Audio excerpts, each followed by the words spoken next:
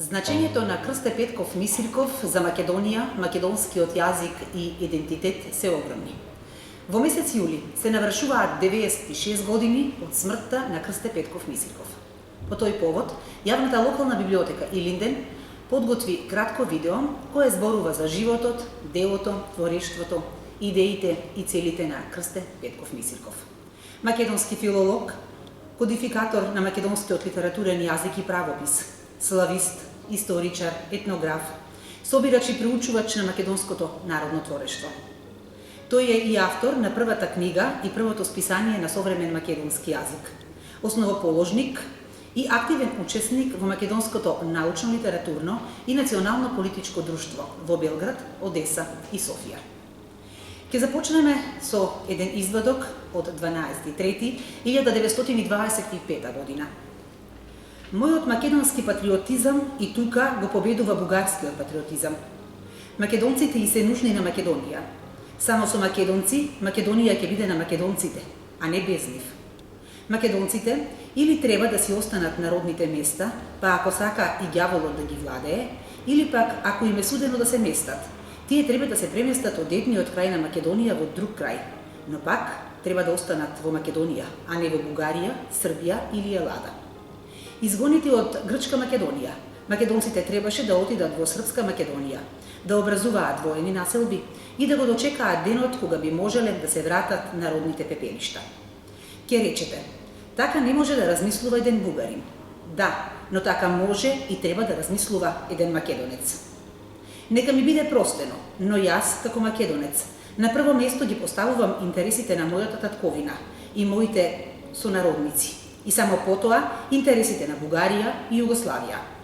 Јас сум македонец со македонска свест и како таков си имам свое македонско гледиште врз минатото, сегашноста и иднината на мојата татковина и на целото јужно словенство, и затоа сакам и нас македонците да не прашаат за сите прашања што не засегнуваат нас и нашите соседи. Крсте Петков Мисирков е роден во ноември 1874 година во селото Постол, Античка Пела во сиромашно семејство. Основно образование завршува на туѓ грчки јазик. Немал средства да го продолжи школувањето, па кога му било понудено бесплатно да учи во Србија, тој приватил. Сваќајќи ја асимилаторската српска политика, учествувал во немирите предизвикани од македонските стипендисти, пошто морал да го напушти Белград. Отишол во Софија, каде работите не биле многу поразлични. За да го продолжи школувањето без проблеми, морал да се декларира како бугарин. Тој не го сакал тоа, па се вратил во Белград. Но таму работите ескалирале. Бунтот на македонските ученици го предизвикало затворањето на училиштето, а македонците биле испратени во внатрешноста. Мисирков завршил 4 клас гимназија во Шабац, но повторно се вратил во Белград, каде учел во учителската школа. Таму ја оформил ученичката дружина Вардар во 1895, која представува еден вид продолжување на дејноста на лозарите.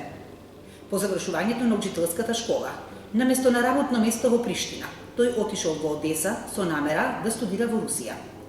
Бидејќи не му ги признале средното образование и досегашното школување, тој уште 2 години учел духовна семинарија, па потоа се запишал на медицинскиот факултет, а во 1897 година на историјско-филолошкиот факултет. Во Петроград Мисирков станал многу активен. Во 1900 година го основал тајниот македонско-одрински кружок. Во 1902 година со Димитрije Чуповски, Димов, Константиновиќ и други го основаат Македонското студентско друштво, кое во 1903 прераснува во Македонско научно-литературно другарство Свети Климент. Членовите на оваа другарство испраќале од своите редовни седници барања пред се до руската влада, па и до владите на другите европски држави, да се признае правото на македонскиот народ на самостојност, да му се признае правото на литературен јазик, правото за обновување на Охридската архиепископија.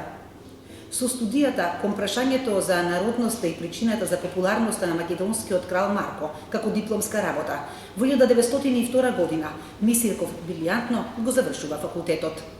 Во Петроград ја подготвува својата книга за македонските работи и отишол во Софија за да ја отпечати. Тогаш бил придружуван од Војдан Чернодрински со неговата театарска група во Србија и зборувал за македонското прашање во светлината на српско-бугарското зближување, што било остро пречекано од српскиот печат. Кога се вратил во Софија да си ја подигне отпечатената книга, таа била откупена од тамошните власти и изгорена, а од изданието се спасиле и зачувале само мал број примероци. По таквиот настан, Мисирков бил присилен да ја напушти Бугарија. Најзначајно дело, напишано од раката на Крсте Петков Мисирков, е книгата за македонските работи, објавена во Софија 1903 година. Во таа книга Мисирков ја обработува положбата на македонскиот народ, актуелната тогашна политичка и етнографска состојба на Македонија и пошироко.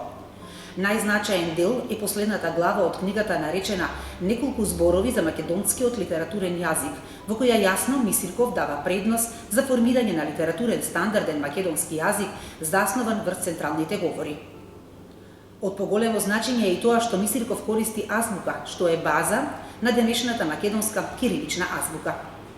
Книгата за македонските работи била испечатена во 1903 година во Софија, тогашно кнежество Бугарија, и била печатена во така наречениот либерален клуб.